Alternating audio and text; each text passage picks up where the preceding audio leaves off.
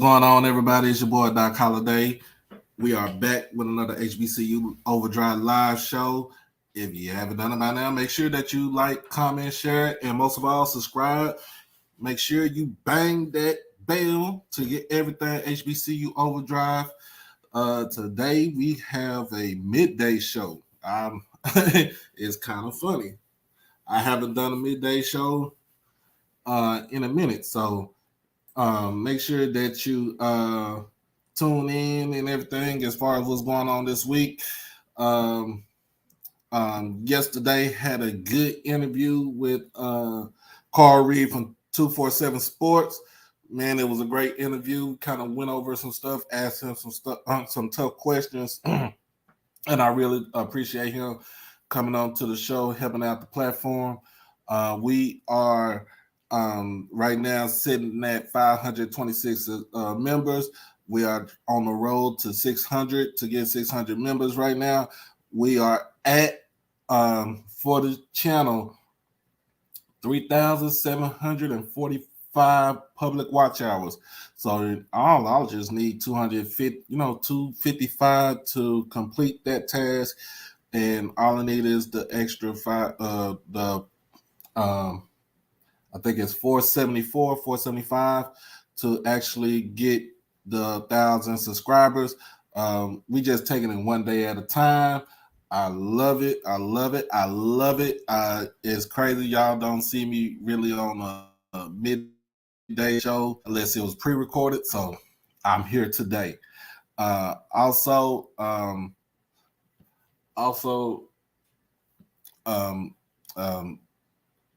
We like I said, we are doing basically I'm trying to see when I get to 1,000 to get to the 1,000 subscribers, try to do a somewhat of a giveaway for the 1,000 for the person who become the 1,000 member for the channel.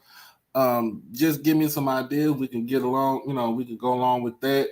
But today is the breakdown Texas Southern, and it's basically a breakdown offensively and defensively, and to kind of talk about pretty much Andrew Body for Texas Southern, because he is the catalyst. He is the catalyst of that team right there. He is the spark plug of that team. He is the person that makes the team go.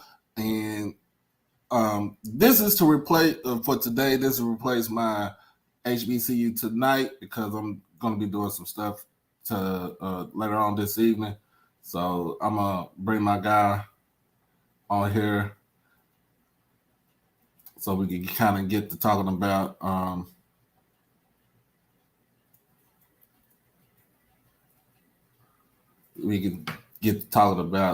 Texas Southern, so we can break this down. So I ain't giving my hat away, Brian. I'm sorry. I can't give my hat away. They'll make up for it. What up, Brian? What's going on, man? How do, man? I think it's first of all, anybody to watch the interview with Carl Reed last night, it was just phenomenal. Congratulations on that. You know what I mean? I'm gonna have to call you Doc A Holiday now. I don't know what's going on. Great interview, great information. Carl Reed, I watch him on 24/7, and I just had a new level of respect for him, because he was really spitting out some real facts, and it was really good, because some people might think he was a hater, and you know how that agenda goes, and that narrative sometimes is portrayed on people where they don't say what you want to say. So it was really good, and you know what, as JSU fans, and as a Coach Prime fan, we sometimes in the back of our mind we're thinking about when he might leave, or hope he doesn't leave. It is what it is. Enjoy what's going on right now. Enjoy the history, the momentum shift that's happening, the paradigm that's happening. And the thing is, I truly don't believe he's going to leave. That's just my personal opinion. I'm looking at all the scenarios around it, but it's like Carl said, and if somebody throws you $80 million, you gonna be foolish enough not to take it. Yeah, it's somebody hard to say no. If YouTube throw me $80 million and told me quit my job and become a content creator, you think I'm not gonna take that? Hey Doc, they wouldn't have. They wouldn't get job out of it as soon as they say quit. I'm gone. I'm done. I'm done. No, but So, but I mean, it's the fact that because I don't see him as being a hater. I don't see it like that. I see him just doing his job and what is presented to him. So if in fact if it was to him, if you have to report what you see, what you get. That's the whole thing. And anybody, even in YouTube land, we have to report what we get. Like if we see it, we gotta report it. That's what we are as far as when other than reporting on doing sports. You kind of have to go with what I want to say the status quo, but you kind of have to get in where you fit in. If you really know what I mean, like, and he's not doing it from a place of malice, like you said. He's doing it from the information that he's getting, that he's gathering and getting. And the thing is also, we I always say, and you hear me say it with you all the time. If you listen what Coach Prime says, and then you have a better understanding. He says yes, he'd be foolish not to listen to other options. He'd be a fool and he'd be lying. So he's telling you the truth right there. But his main thing, he says money won't change his lifestyle. He said right. his main thing is for his coaches, his assistant coaches. So yeah, I'm all for it. I mean, whenever he presents the invitation to his show, I'm gladly gonna take it because that's major exposure for that's major exposure not just for me but for the whole channel and for everybody that rocks with the channel. So I'm very blessed and I'm very humbled that he did come on, and like it was pretty much having a conversation about just common sense. Like if like if somebody's about to throw you a bag and you better not just yourself, but like you said, your position coaches, then I'm not gonna be a fool not to take it. It's all about it's all about the opportunities that's right in front of you. If I didn't have an opportunity to do this, right now I would be asleep. I wouldn't even be doing anything. I probably would be just chilling or be at but I have an opportunity to do something that I want to do and I love it, and nobody can't take that away from me. No, and that's the whole thing. Nobody can take away your passion unless you let them. Unless you let them. And the thing is also too is like we discussed many times, me, you, and Sean, and other people. We haven't discussed the thing is like I always say, listen to what Coach Prime says, and there's me. I'm always looking at different because I believe in networking, I believe in marketing, I believe in all of this. Right. The thing is also that we have to understand. Coach Prime he's very calculated. So anything that he says, there's a meaning behind it. There's a purpose behind it. So he's saying, yes, I'm going to entertain, but I want to take care of my assistant coaches. Now, Jackson State, you want to keep this man. You see what value he's bringing to not only your university, but to your city. Now, the Board of Commerce, you guys got to start. If you want to keep this and the surrounding areas, you have to not only negotiate, but come together as a collective and say, listen, this is what this man has done for us. This is the influx of funds that's coming into our coffers. So what can we do to suffice? We can't pay him 80 million, 100% no, a contract like that. But what can we do to keep him happy and maybe keep his staff at a higher paying wages? Is there something that we can do? At least put it out there, because if you counter offer, then you can't say, well, they didn't offer me anything, I had to go. Right. So at least there's a bargaining chip here, bargaining tools here. You know what I mean? Now the ball is, quote unquote, what do we say? Now the ball's in their court. Yeah, the ball's in your court. Like you should be able. What's going on, man? You should be able to take care of like you see the offers that's coming up. You see the interest from other schools that's coming up. Now you have to leverage. Now he's using that as leverage, but he's not using it as leverage for him. He, like you said, he's using leverage for his assistants. Uh, but also you got to realize, like we said, I know Ashley Robinson is not crazy to not have some sort of contingency plan just in case uh, Dion leaves out of Jackson State. So that's the whole thing about it. You know, you gotta have a contingency plan. You gotta have a fallback plan. Who are you gonna get next if he leaves out? But for right now, let's enjoy the time that we have him here. Let's enjoy him while he's here, you know, while he's at Jackson State. Let's enjoy all the kids that he has brought in, even his own kids that's are on the football team or doing the video production or even playing women's basketball in his youngest daughter. And let's enjoy all of them for being here, you know, being at Jackson State. Because remember, in the end, they gonna have, you know, especially the kids, they gonna leave. They gonna be going to the league in a few. And But like I said, I always, and I state to my initial statement, always listen what a man says or what a person says. He said he's been called by God. God called him collect, and he answered, and by picking up that call, it's costing him a lot. But the thing is also a man's a man of faith, like Coach Prime is. He'll mm-hmm, put more worth not on the dollar, but on the purpose.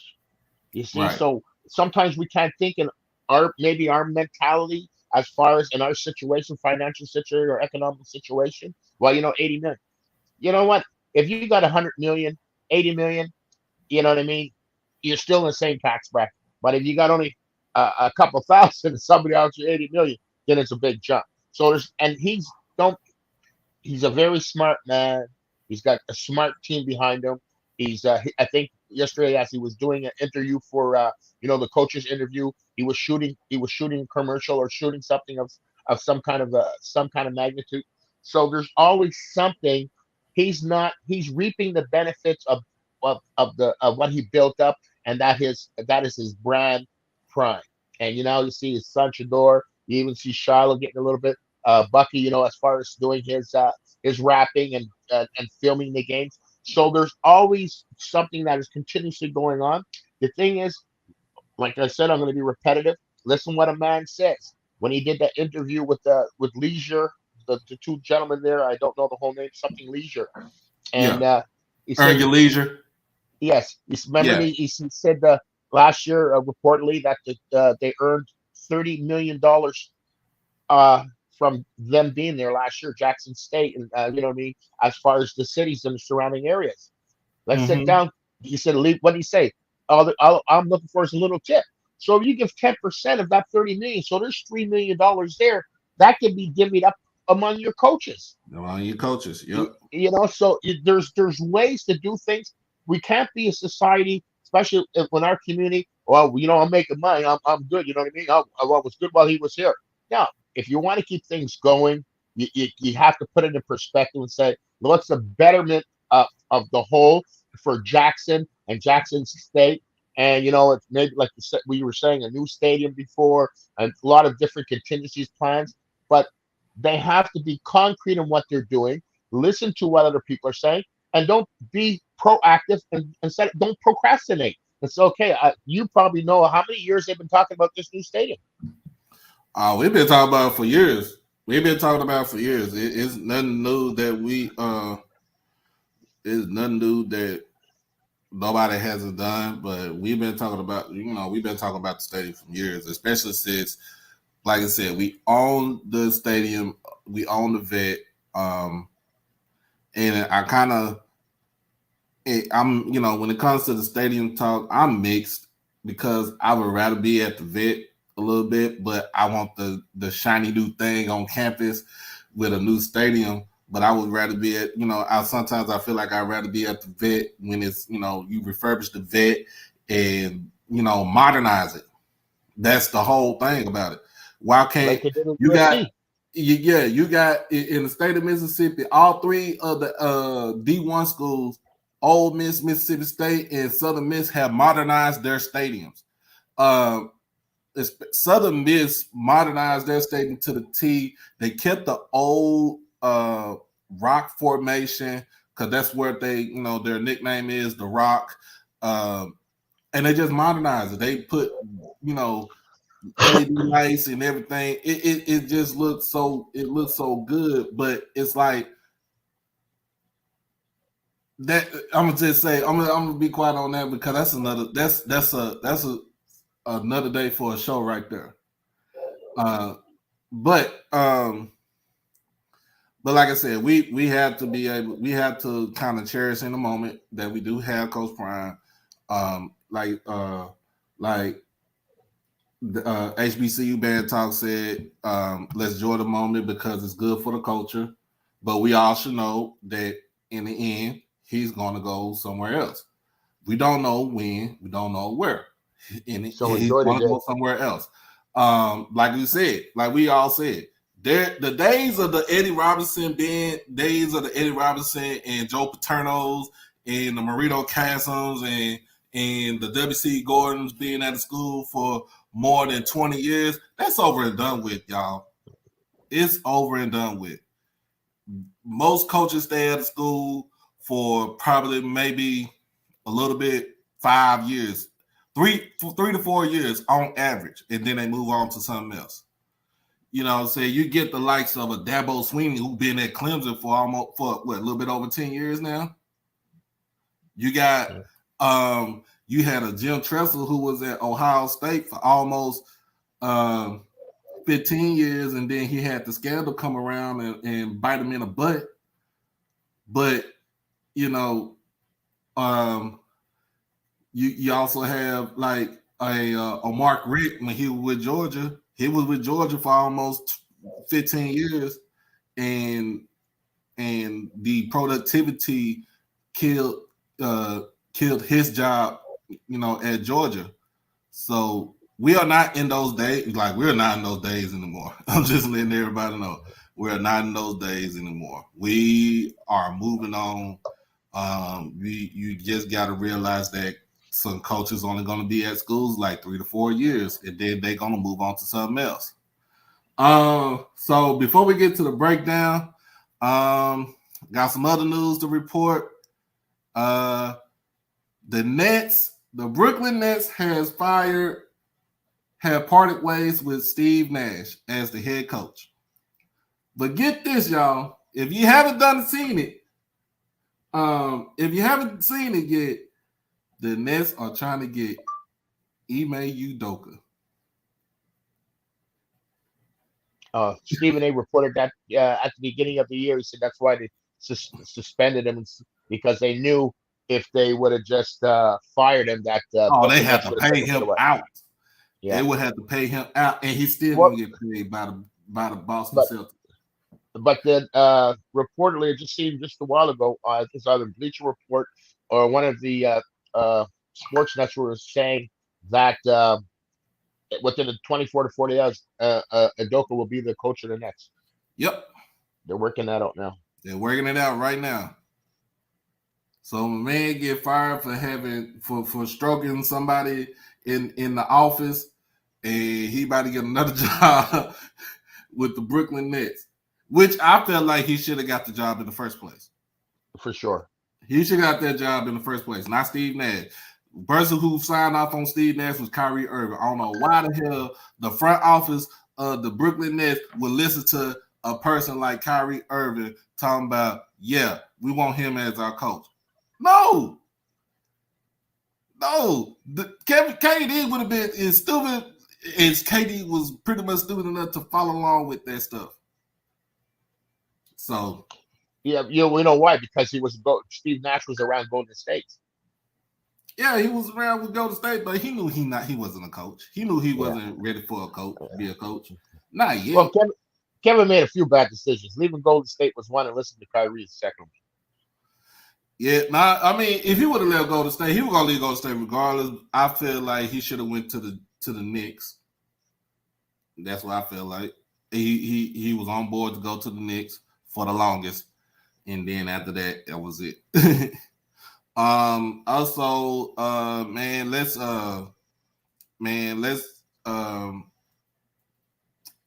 some other things. If he this is local, I'm just telling this is local here in Dallas. Duncanville.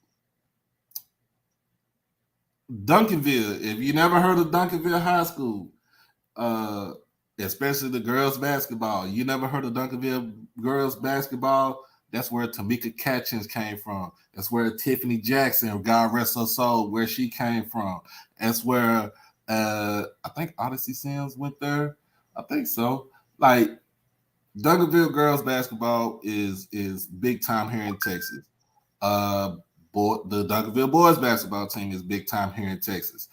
Yeah, they got slapped with some sanctions by the governing body of high school sports, the UIL. Man, both coaches for the girls and boys team has been suspended for a year. Duncanville girls can't even go to the playoffs for recruiting violations. Duncanville boys had to give up their state title.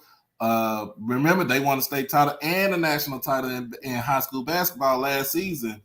They had to give up the state title to McKinney High School. It goes down as a 2-0 forfeit in the record book, and McKinney is the actual state champion for 2022. It sucks because of the simple fact that a player, Anthony Black, who's right now at Arkansas, transferred from Coppell High School, which is here north of Dallas, to Duncanville, but they said it was for athletic purposes. Now, here's the kicker about this, and y'all don't shoot me, but here's how messed up it was. His mother was dating his mother's dating the head basketball coach at Duncanville.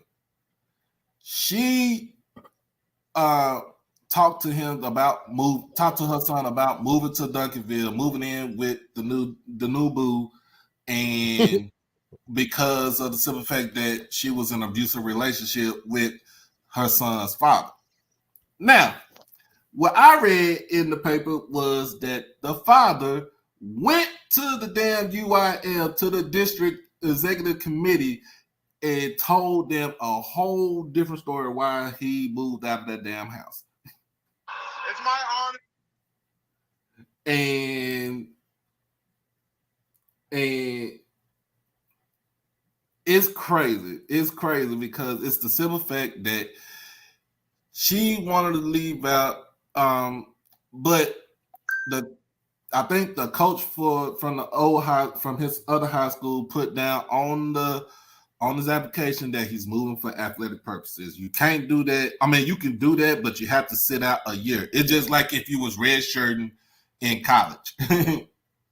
But his mother filed a temporary restraining order for him to let him play. They felt like that the decision that the UIL made was inconsiderate, and it was some bull jive. Now, what happened was because they finished the season out, they won the state championship. The UIL went back to the Texas Supreme Court and said that restraining order is moot because of the simple fact that the season is over. Now Duncanville has been hit with a whole bunch of sanctions. It's just like if you was playing, it was just like the NCAA.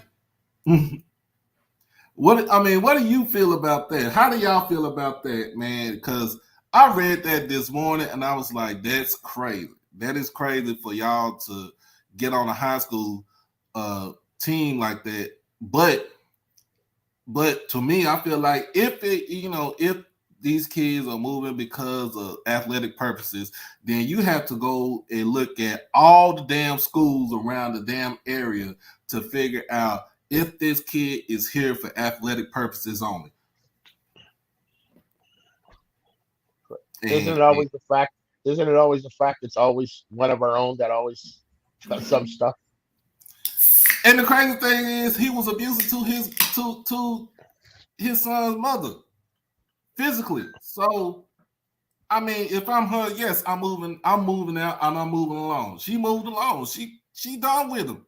She be done with him. Okay, now, like I said, her son is at Arkansas. He was a 5-star recruit at Arkansas. He's at Arkansas right now.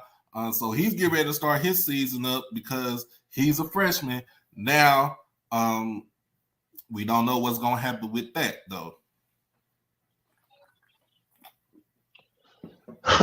But sometimes these, I understand rules and regulations, and I'm all for rules and regulations. But sometimes, uh, some of these things are just so black and white when they want it to be black and white, where they have no emphasis or any discretion for the gray area. You know what I Yeah. mean? So this is, I understand if they did something totally wrong, and like I said, I haven't read the article, which I'm gonna probably get into the article if you can send it to me or something like that. I like to read I it, sent just it to you. yeah, just to get a little better comprehension. But just speaking on the whole, sometimes it's not only one or thing. It's what I always say. Why does something or someone do what they do? There's always a reason why. Yeah. So, you really think about it, like this sucks, but it is what it is, and especially for the girls basketball team, since they can't even go to the playoffs. They can win a district title and everything, but they can't even set foot in the playoffs. I think they won state last season. And what this story was, somebody put out a flyer that there was having an open gym, which is not bad because an open gym basically is mean you going out there, you hooping, that's it. But somebody said somebody put on there a tryout. Now you are not supposed to do that. You're supposed to try out during this, right before basketball season, and then you formulate your team. This ain't the first time the girls basketball team for Duncanville has been they've been flagged for any type of violations, because the original coach before she stepped down was flagged for recruiting violations. And I told people, like, look, Duncanville's been recruiting those girls over there for years. It just so happened that everybody found out, or whatever school was up and on, because one of their best players is going over to this damn juggernaut that's been going strong for almost 40 years. And nobody hasn't said anything about it. So like I said, you lay in, you put out what you put in, man. So make sure that y'all it's crazy. Y'all just need to read it. I will send the article to you, Brian, and you'll probably be like, what the hell? Oh, yeah. And this it opens up a discussion also to the pressure for these coaches to win, even in high school and lower levels. The immense pressure, you know what I mean? So Yeah. it's one way we want you to win at all costs, but don't let it cost you. Now it is a funny, and it's a crazy thing too, because remember, I'm gonna tell y'all this: before Dion even took over at Jackson State, remember he was the offensive coordinator at Trinity Christian, Cedar Hill. Andre Hart was the head coach of that same team. They got kicked out of the Texas Association for Private and Parochial Schools Athletic League because of some foolishness that the league said that they did.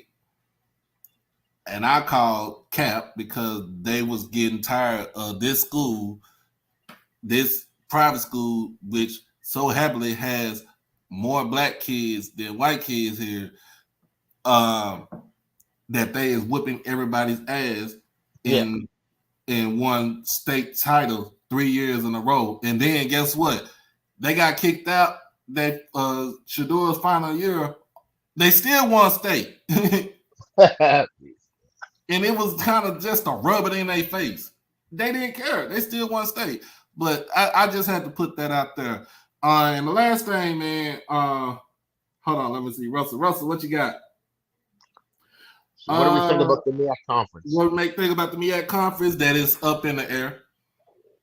If you got Howard leading your conference, and they can actually be the representative to the Celebration Bowl, because all they have to do is win 2 out of 3, or no, 3 out of 4 to even get to the Celebration Bowl. That's crazy. It's basically a toss-up. But they still have to play. They actually still have to play North Carolina Central. So that right there. In fact, they play them Saturday.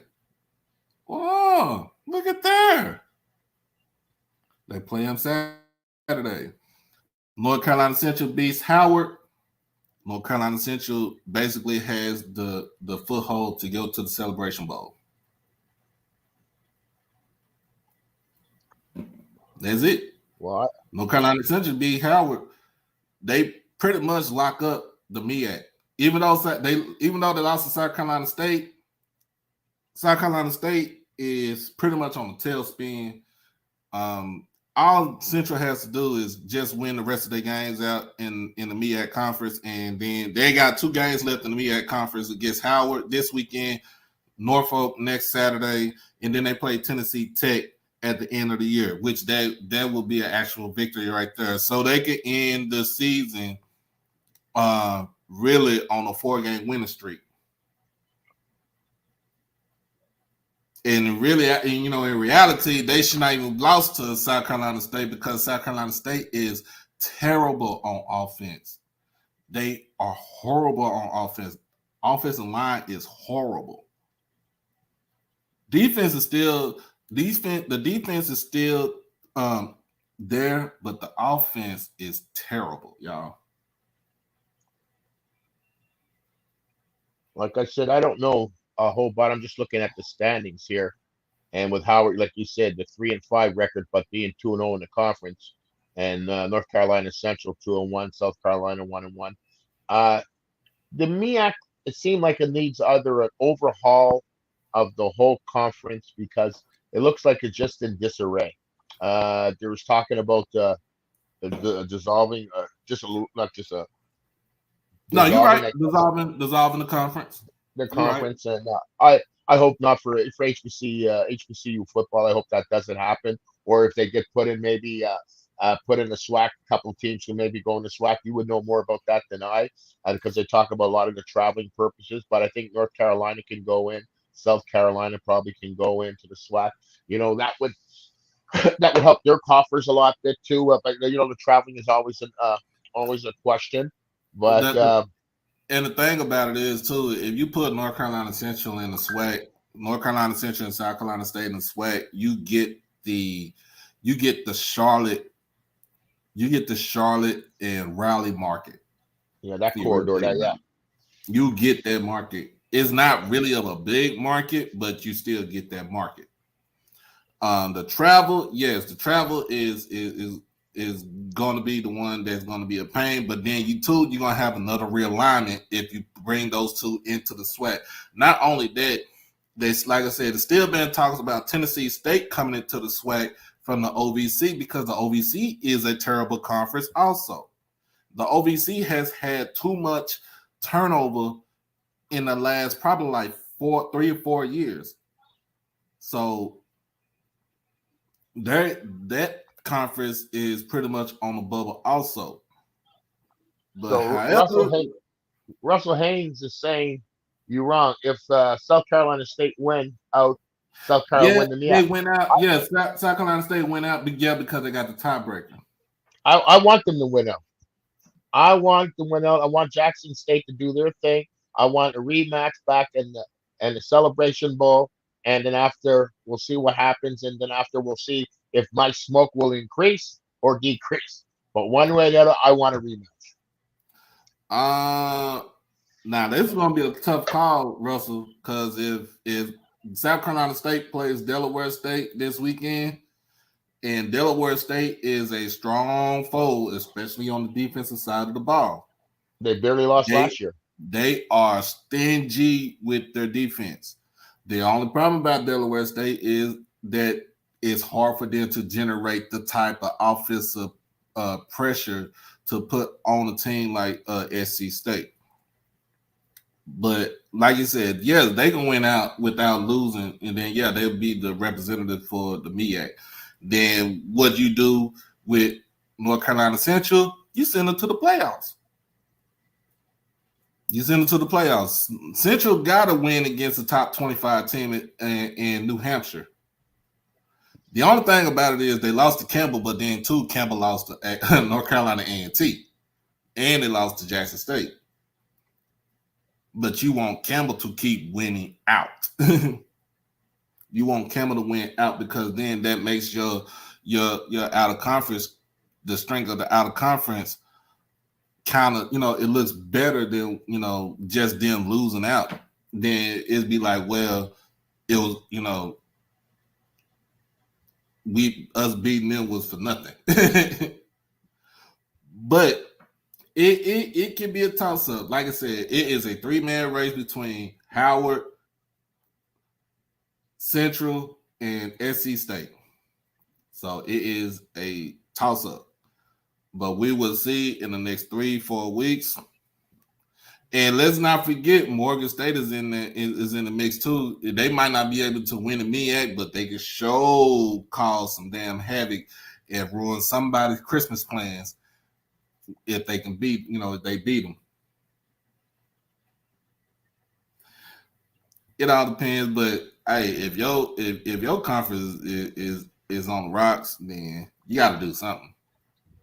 But the last thing, man, let's get into this breakdown, y'all. Let's get into this breakdown. Hopefully I won't get flagged. So I put on there. Put the fair use. Yes, I put the fair use on there, and this is a courtesy. The video is a courtesy of Cut Day. So we try to make sure that we doing this right. And I kind of just want to pinpoint some, certain plays. So now this is from 2 weeks ago against Alcorn. If everybody can see, and let me put my banner up here.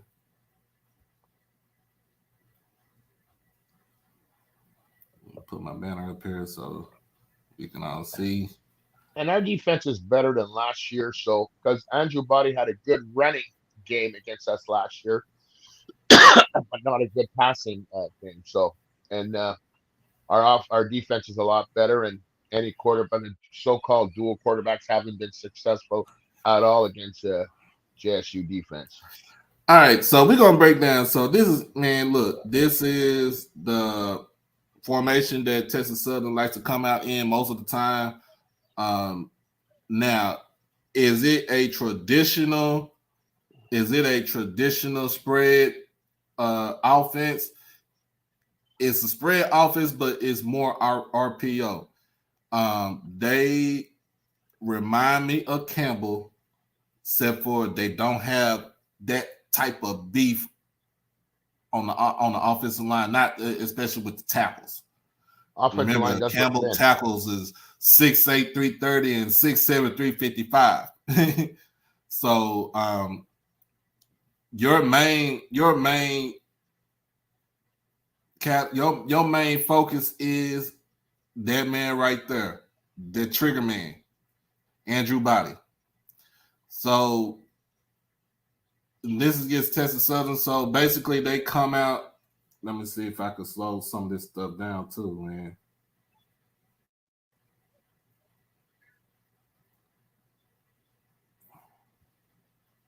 All right. So,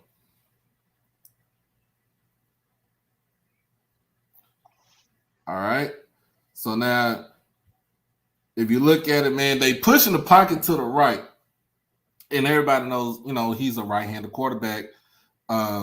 So that they trying to get you to where they're trying to get you to the edge, and especially since they have receivers that can actually block. They can actually block good. They try to get you to the edge, but they started this game out with a pass, which is kind of crazy. Now, notice the thing about it, I do not like the receivers dancing around. Now go north-south, not east-west. Yeah, I don't like the receivers dancing around. I even get upset when it comes to Jackson State when our receivers catch the ball and they turn, but they're going backwards instead of forwards. I do not like that. Like, as soon as you get the ball, you need to go upfield. And that's the first thing that you're supposed to do is to go upfield. As soon as you catch that ball, as soon as the ball gets in your hand, go up, turn around, go upfield. Yeah. I used to get mad watching players, like you said. They're going for a first down. They're beyond the first down. They catch the ball, then they go back, within the first down thing, and then they get hit behind the first down. That drives me crazy. So that was the first play of the game. Like I said, usually most of the time, Texas Southern will start off with a run to set up their pass out of that spread formation.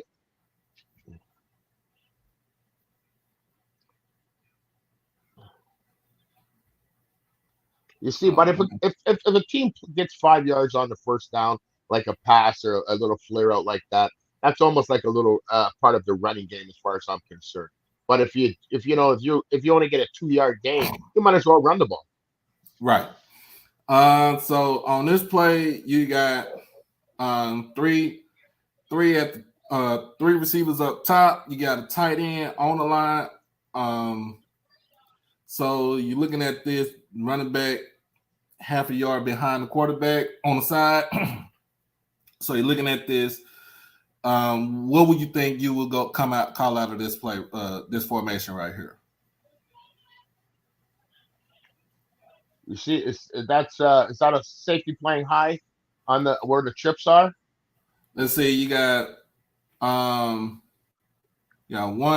2, 3, 4, 5, 6, 7, 8, 9, 10, 11. Safety right there. Safety is 10 yards off the line of scrimmage. So who's that right of the referees? That a linebacker? That's got to be safety out there. Right here. The right of the official. The right of the official. Yeah, that's a safety right there. He's playing 10 yards off the line of scrimmage. Alcorn in this game was daring for them to run the ball. Yeah. So let's see what happened on this play right here.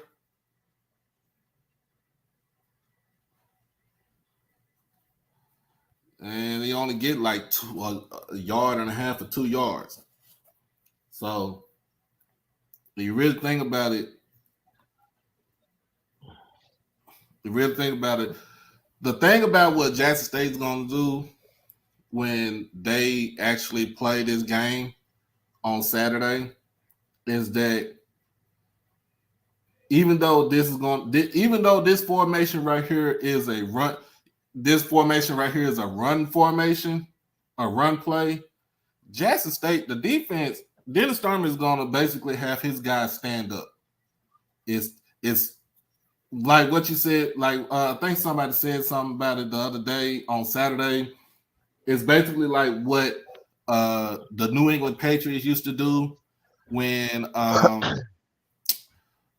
who used to be the defensive coordinator? I think it was Romeo Crennel, and then I think Matt Patricia kind of did the same thing.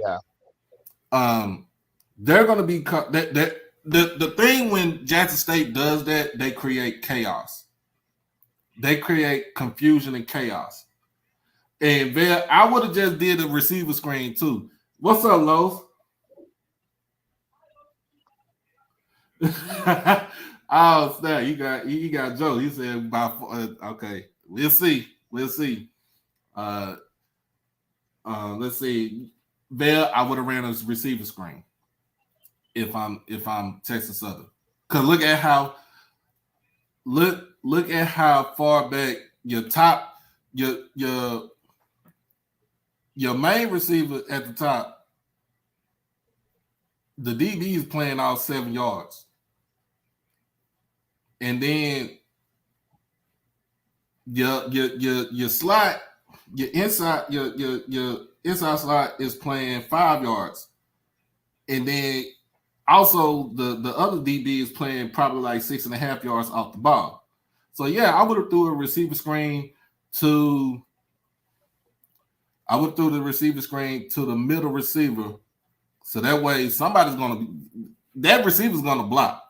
That the third receiver from the inside is gonna block. But you look at the formation here. You have to see how they have the tight end and the running back on the same side. So all the tight end has to do is chip and run a seam route. Because look at that linebacker's creeping up to the line. That's wide open for you because he's wide open and he's coming in for the rush. Yeah. So all you have to do is chip that DN at the end there, and you know what I mean, and run a seam route. I mean, yeah, because it is crazy because they don't play with no creativity. It's like, to me, last season, you really think about it, Texas Southern opened that damn playbook up for Andrew Bynum, and y'all saw how what he did. Even though the team was young, y'all saw what he did. He is dynamic with his legs and his arm. To me, this season is like they're not opening up. They're not opening up the playbook for this guy. That's what I see. That's how I feel. You see, Doc, what Val says, what I usually say. Yeah, TSU doesn't play with any creativity. 100% right. How you doing, my man, Val? Thank you for checking on the podcast with myself and Mr. My main man, the man of the hour, Doc Holiday. So, and then, like I said, they dared on the run. I mean, I would have threw a pass right here. I would have checked down. I would have called the audible. But you see how they're keeping? See, he's waving that guy over. See, that seam route's open, man. That seam route is so open. But like you said, they're playing to run. You know what I mean? They're playing to run. Okay, so this is third down, right? This is second down and 9. 2 at the top, 3 at the bottom. Empty backfield set. You got Alcorn playing look like a quarter-based defense. But this receiver right here, this cornerback is playing one step off, but he's also like 12 yards back. That's the safety right there. This cornerback is about to look like he's playing the bell technique, and he's down there 11 yards back off the line of scrimmage right here. This guy is straight off from him, but if you really look at it like this, he's look like he's playing this receiver right here. Looks like they're playing for the screen. So let's see what happens, man.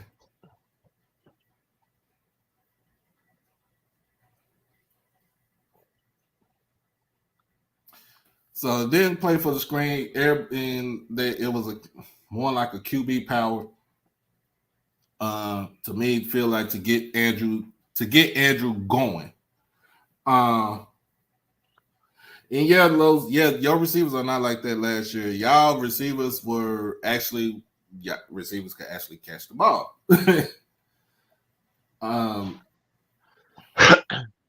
And sometimes with JSU, a lot of times that I haven't seen as often as I like to is clearing out a zone so that receiver can come underneath. Mm-hmm. You know, on a crossing pattern. I would love to see. Well, we did that. What was it? Was it last game? I think it was Kevin Coleman, basically. Kevin Coleman, yeah. Yeah. You know, and even that play, where Daniels dropped the pass. That was like, you know what I mean? If he would have caught that, we're down at the 2 or 3 yard line. But you know what? I'm really proud of the young man. He's done great all year. But for him to go on his Twitter and say that wasn't my greatest game, for accountability, hey, Yeah. you can tell that guy is, I guarantee this week of practice for him, he was laser focused. It had to be. So let's see. I want to go when TSU is on defense. But most teams are going to play JSU, maybe rush 3 and have 8 back. Y'all, you see that? Y'all see that? This is what irritated me right here. You got. He's thrown right into coverage.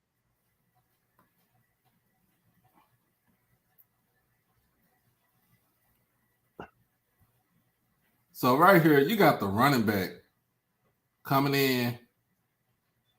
Clear that out. Andrew, I'm checking down to the running back. I would have to check that down to the running back. Yeah, but that guy didn't like you said, it's a nice one-on-one matchup. You know what I mean? Yeah, it was space. Now here you go. So Texas Southern's on defense. And Texas Southern are ball hawks. They lead the conference in interceptions with 12. Let me see. I read I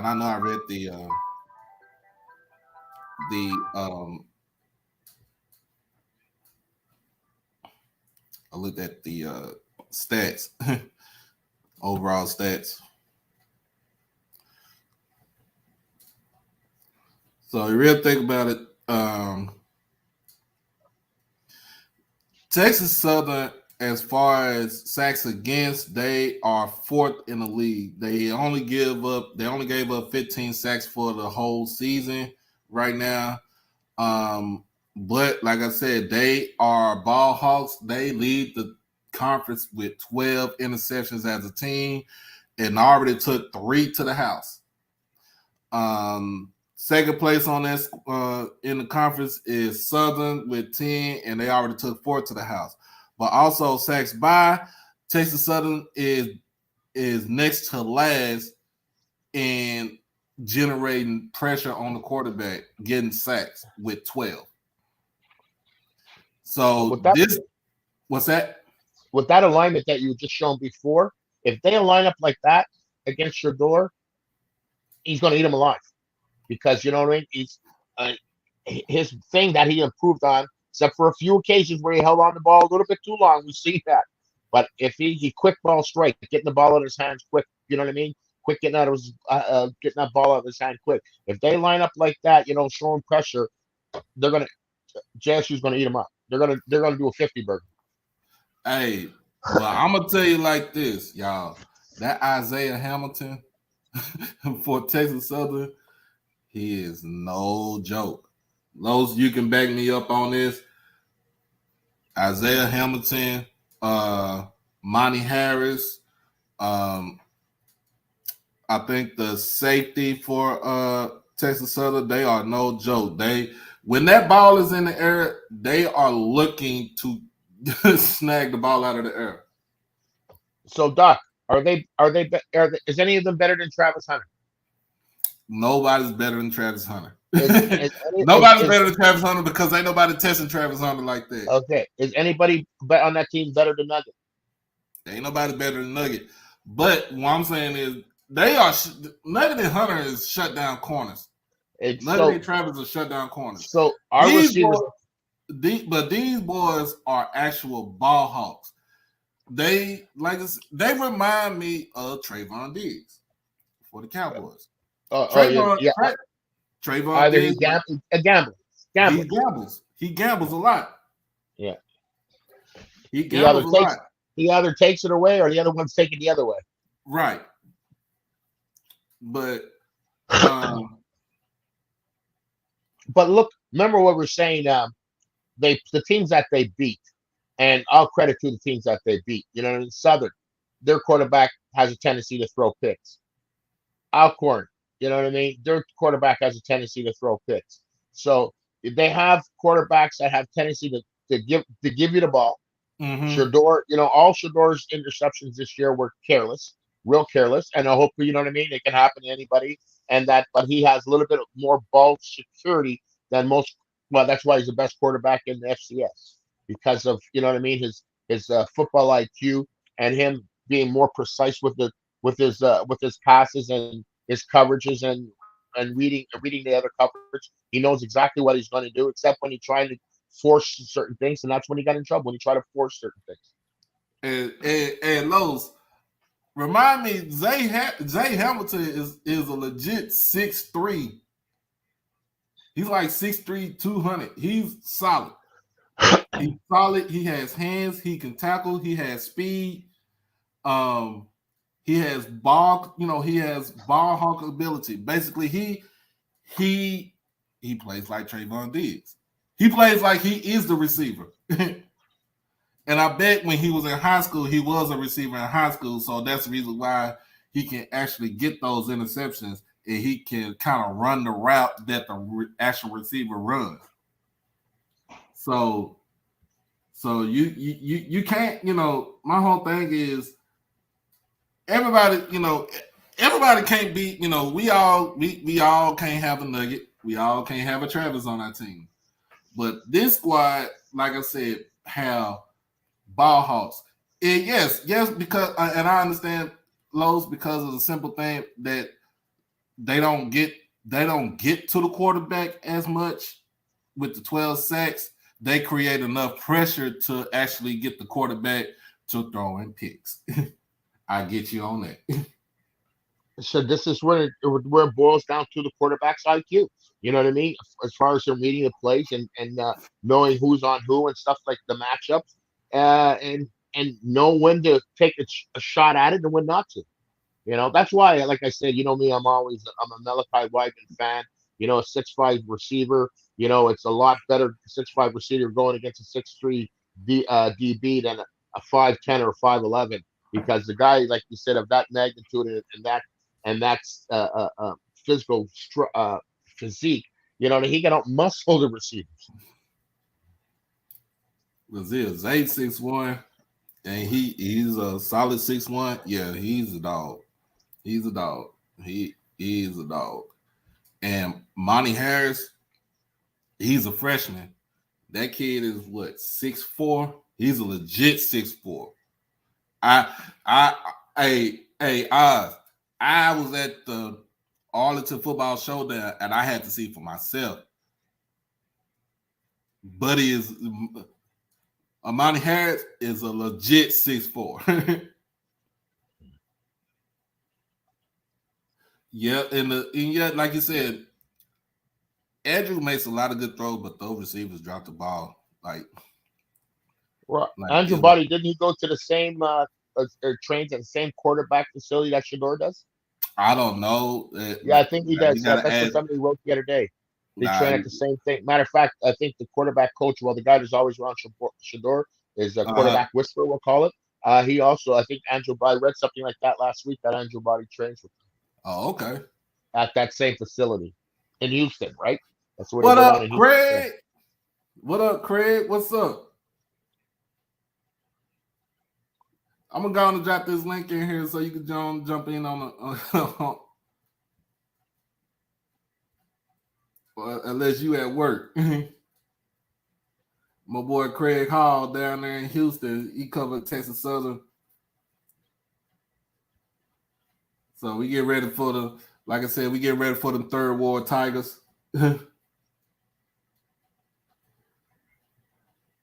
Oh, wait a minute.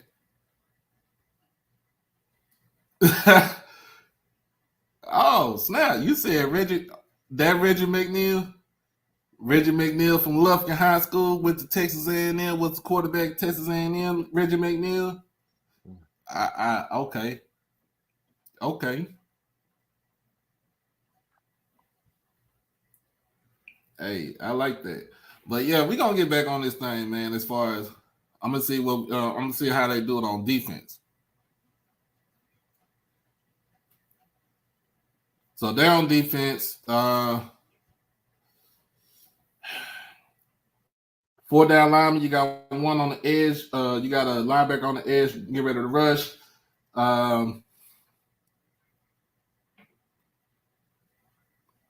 One corner is playing 7 yards out the ball. The other one that's on the far outside is playing 10 yards out the ball. This guy is playing a step in, and he is probably 8 yards off the ball right here. Safety coming in, he is pretty much look like that's 11 yards from the line of scrimmage. And let's see what they do. 2 linebackers. Montes people, y'all need to watch out for him because he is a dog right there. He is a dog.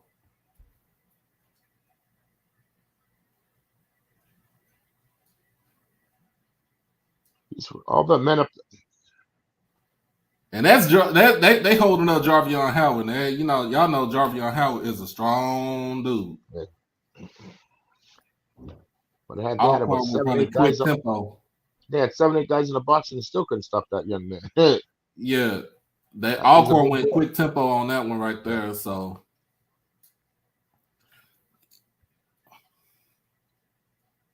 I just hope the officiating's a little bit better than it has been because the officiating's been horrible. Well, we know about SWAC officials, like you had mentioned previously, that some of them just, I don't know. I know the officiating sucks sometimes. And see, this is in the first half, y'all. This is the first quarter. It's not like this defense is trash or anything like that. This defense can actually play. Well, you better not go into Texas Southern and think it's an easy game. Your feelings will get hurt.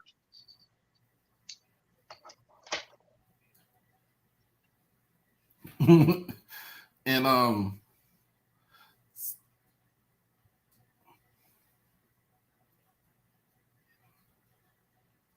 number 0, hey, dog for Texas Southern, dog, big boy, dog.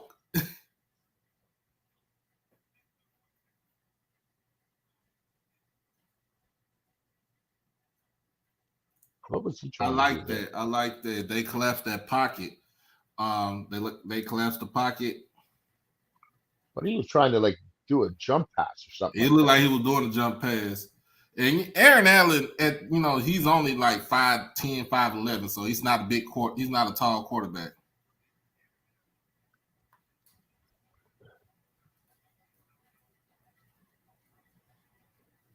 There's one pass right there.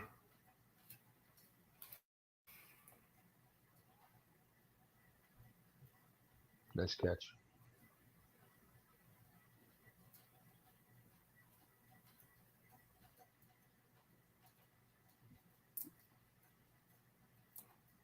So look at the pressure that TSU is bringing. 1, 2, 3, 4, 5. So it's hat on the hat. 2 linebackers playing in space right here. Safety high. This corner right here, running with him. This corner, I wish he would have came up and kind of jammed him. This corner right here, a little bit off, but I mean, I guess it's the technique that they actually play.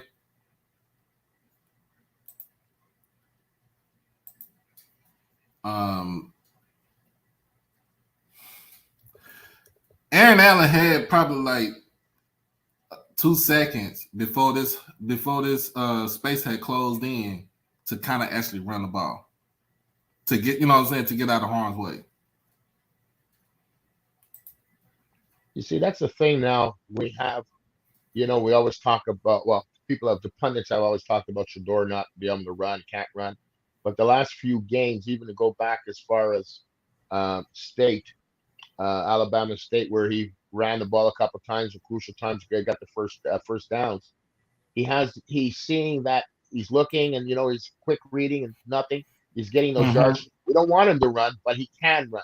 So that's going to change the outlook from a defensive a point of view as far as strategy and game planning, because now Yeah. they have to account for them. So that's going to open up a lot more other things. All right. Hey, make sure y'all subscribe to the channel. Make sure you become a subscriber. So this play, we got this right here, 3rd and 18. Receiver down here, he's playing. They're playing way off, so they're playing not to give them anything underneath. You get them anything underneath.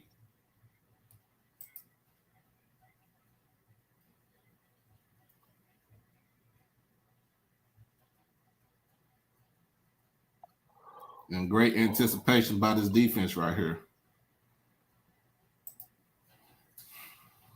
And great anticipation by the defense. I'm trying to want to go to. I can't understand quarterback Allen there. He had there's only 3 rushing at lots of time. It didn't seem like he let the receivers run a pattern just for like 2 yards.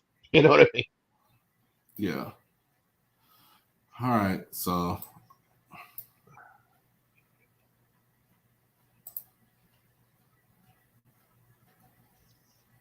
With 2nd and 7 right there. All right, you got Andrew.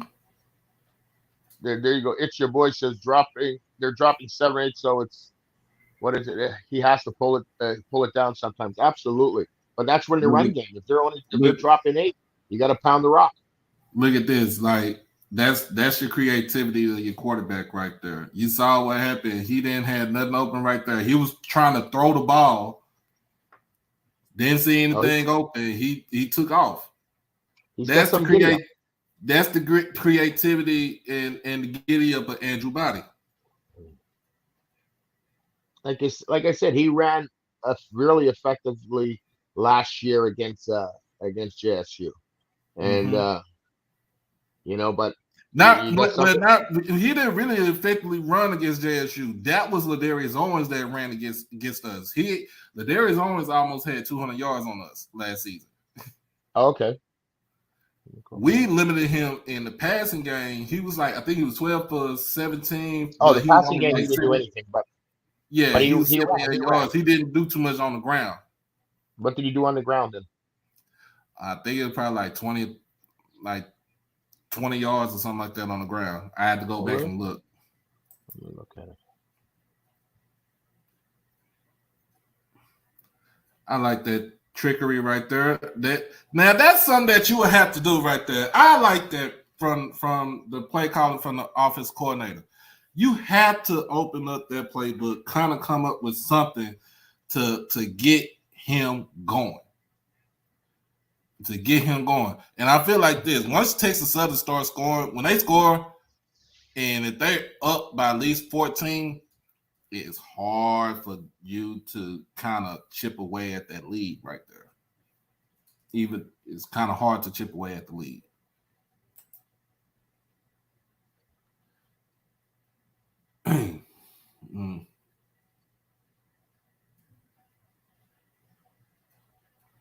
Yeah, he did. Yeah, he did have some called back, some runs called back in that game. He had I think he had one that was a 30-yard run and called it back for holding.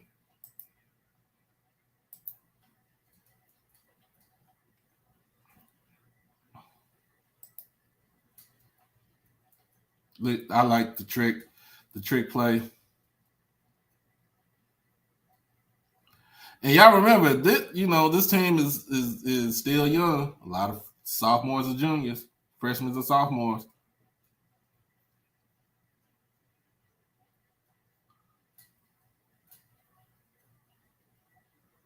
And the thing about it is they test, they was testing these receivers all day. Even though Aaron Allen threw for 300, almost 400 yards in this game, they were still testing those receivers.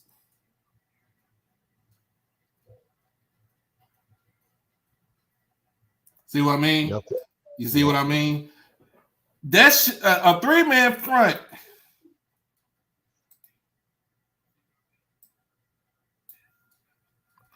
A 3-man front. You should not get a sack off a 3-man front.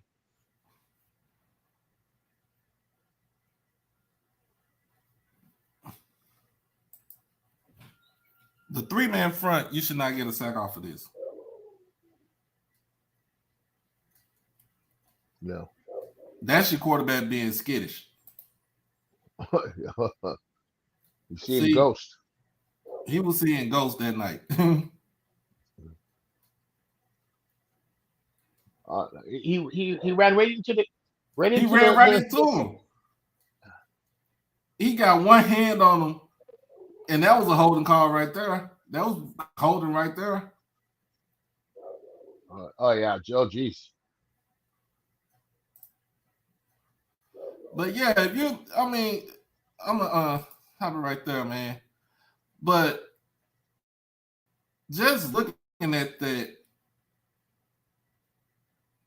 it was, to me, it was, something that you would have to see. I don't know what's up on my screen. It was something that you had to see right there. Can you hear me? I see ya. Okay. I just want to make sure something's over my computer screen. No, I see you. When I see that Dallas Cowboy hat, so I know him. I know I see. That's old school Astros hat.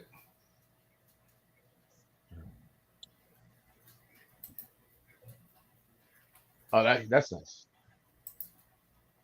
Are they playing tonight? There was a rain out last night, wasn't it? Yeah, we rained out last night. We're playing tonight.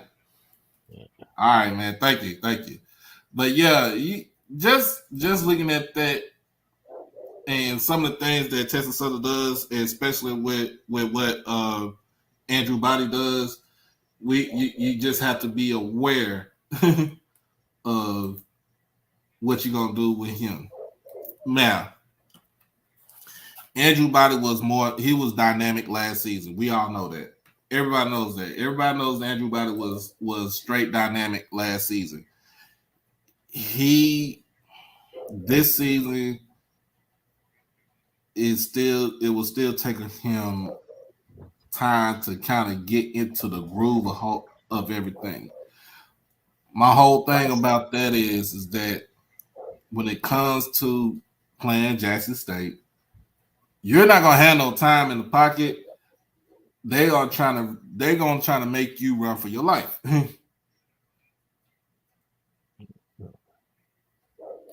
and low, that's something that y'all have. I know y'all gonna go into the recruiting on a recruiting trail to get running backs that not like contact, but can bounce to the outside to get outside to hit the straight away, have some sort of speed. But I think Ja'Cory Howard, is he a senior this year? Los. Hey, yeah, we know he trash. We know that defensive coordinator is trash. I mean, offensive coordinator for Texas Southern is trash. We know that, and they don't use him to the best of his ability. He a junior. Yeah, I would kind of do something like what Alcorn's doing with Leatherwood, Duffy, and Howard, Jarvion Howard. Kind of have a three back rotation. Somebody might not get a whole bunch of yards or a whole bunch of carries, but it's going to be effective in your run game. And then the other thing is your receivers have to make sure they have to catch the ball. That ball is coming to you. You have to catch the ball. You cannot let that ball drop on the ground.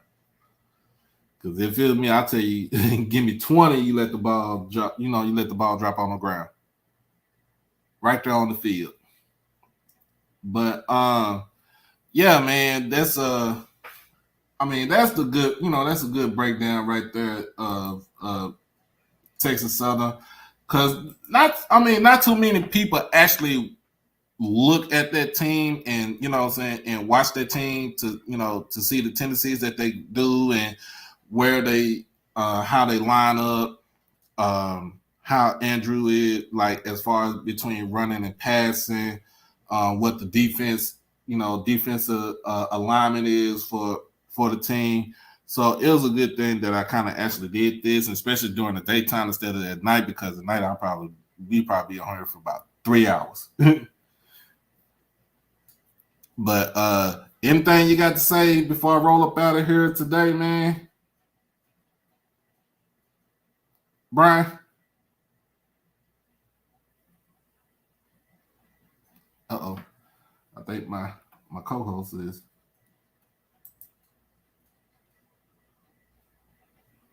Oh, he's on. But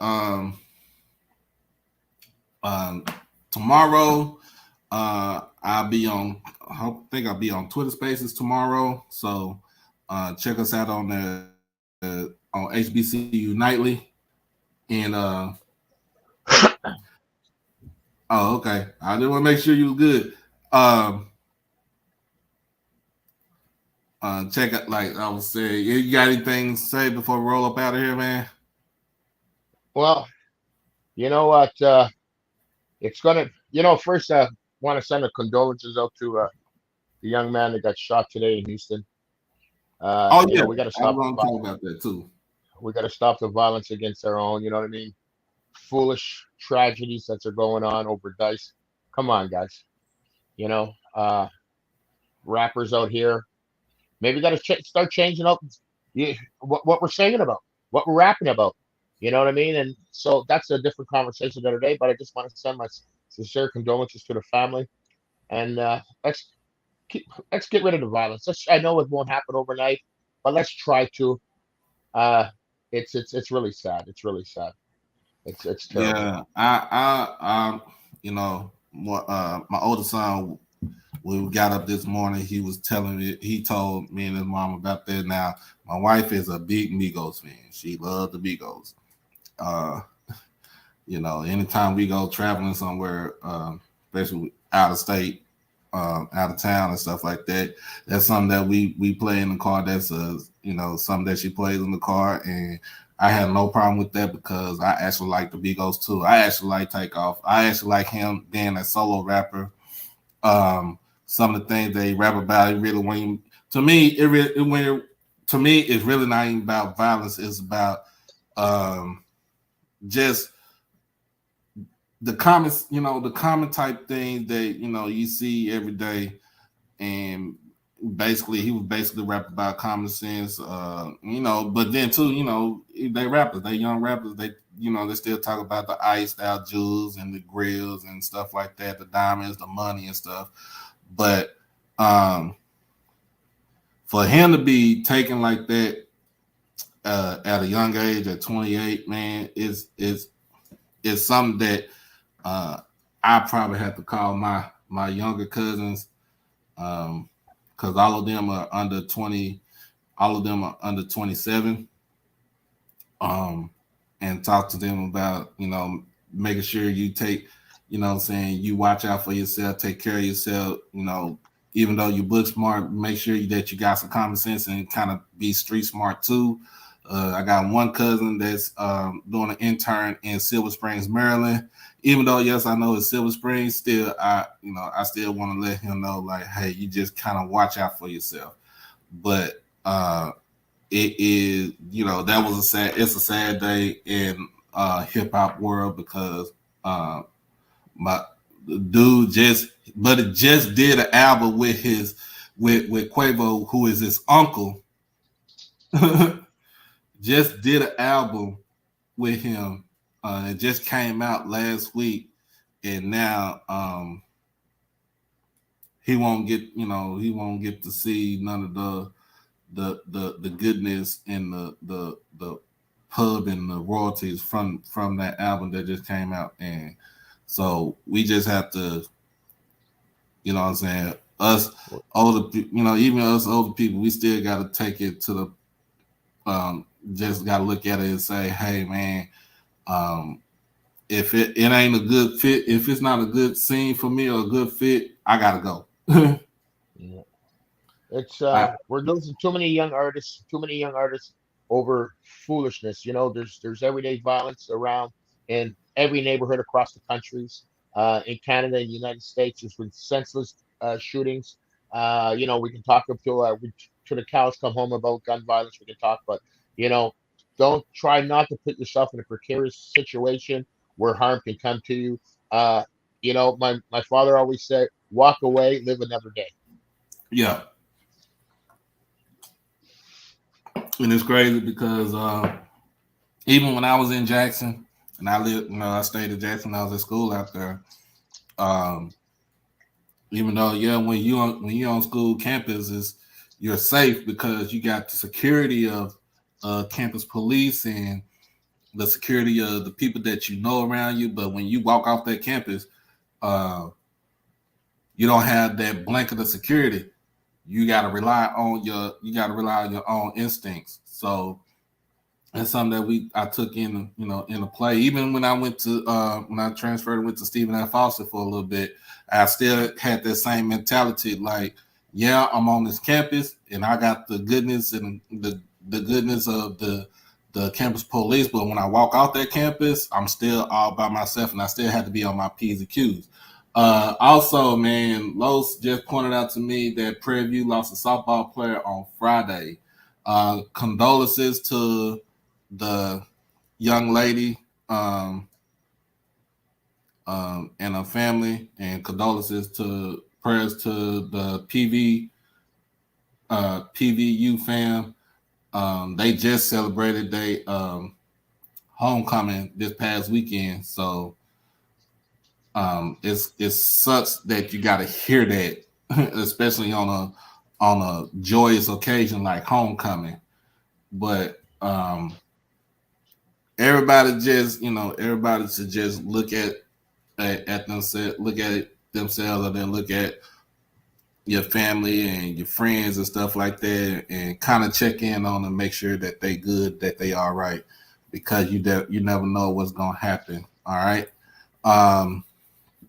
So other than that, man, yeah, we gotta stop the violence. We gotta stop the violence and everything. And also, and yes, I'm putting this out here and I'm pubbing it on my show. Next week, next Tuesday, is the elections for midterm elections.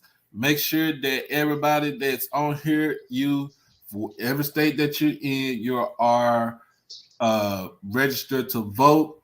Make sure that you have the right polling place that you got to go vote at. Make sure that it's not no funky election officials that's trying to limit you from doing what's in your constitutional and God-given right.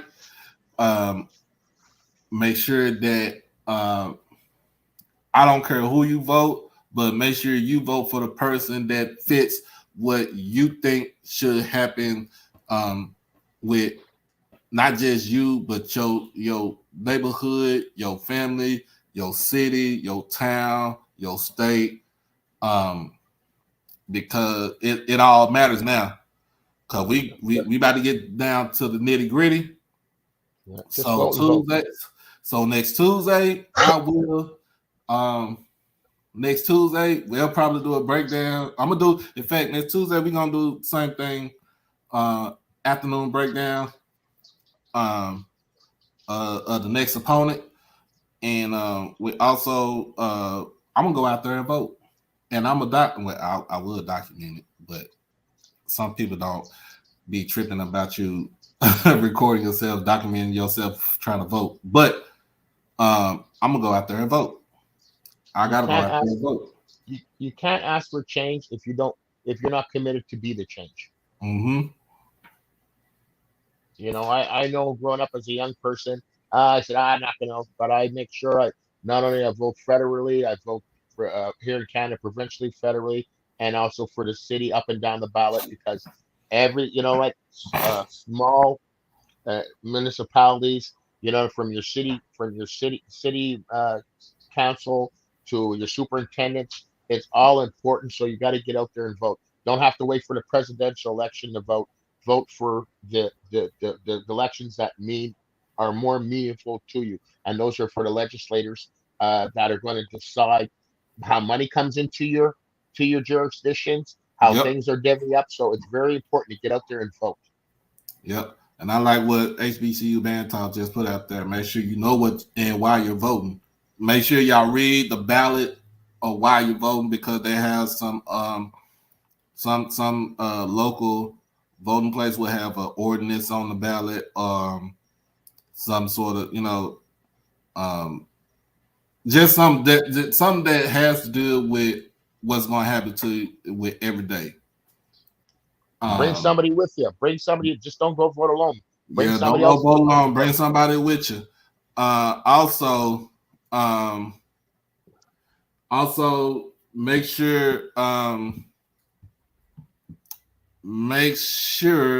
that when you go vote, make sure you I'll put it in the thing for everybody to text. Make sure you text this number when you vote, and take a picture with your sticker and say, "I just voted." Make sure you text that number right there. And other than that, man, great show. It was a great show today. Great show. Great interaction from everybody. Gonna do this again next Tuesday afternoon. Also, Wednesday, like I said, I'll be on HBCU Nightly with Josh Sims and the crew. I'm gonna start try to do some actual cover HBCU basketball. So to cover HBCU basketball, so because college basketball is starting back up, I think this week, if I'm not mistaken. Pretty much, man, look, we on the road to, like I said, we on the road to 600 subscribers. And then after that, we're gonna shoot to the moon, try to get that 1,000, because we are almost there, y'all. We are almost at the finish line, and I can't wait till this, till the day happens when, be able to monetize this channel and make sure that everybody is, all the people that have stuck by me and stuck by this channel and the podcast y'all well taken care of. But if you don't have anything else, I'll bet to ask you this question: how far are you from Brian? How far are you from Hamilton? Oh, quite a ways. Probably. So that's on the other side of. Yeah, we're East Coast. They're more central. Okay. Yeah, Yeah. it's like about 50. Let's see, Montreal's 9. Say about 15 hours. Oh. Yeah, because my cousin just got traded like a couple weeks ago from Winnipeg to Hamilton. Hamilton Tidecots? His name is The Cedric Hamilton Wilcox II. What's his name again? Sorry. Cedric Wilcox II. Okay. I got a lot of friends down there. Tell them to go check him out. Yeah, go check him out. He's a good dude. He's a good player. He's from here. He's from Dallas. Third on the list for sacks in New Mexico State history. And he's up in Canada doing his thing, man, in CFL. But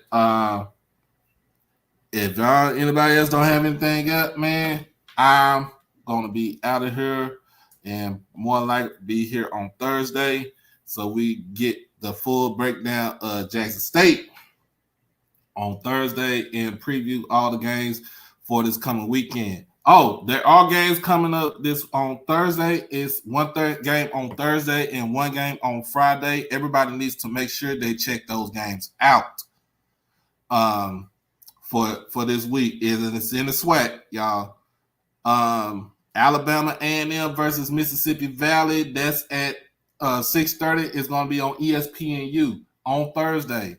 Friday is the Battle of the West, Alcorn versus Prairie View at 6:30 on ESPNU. Also, this is Friday. Everything else is on Saturday. Make sure y'all tune into all the games that are going to be played on this weekend, starting on Thursday. Okay, but In the meantime, between time, I will holler at everybody later. Make sure that you like, comment, share, and most of all, subscribe to the channel. Become a member of the hottest HBCU podcast on YouTube right now. And make sure you smash that notification bell to get everything HBCU OverDrive. I'm your boy, Doc Holliday. We'll be back on Thursday evening. I'm out this thing. Peace.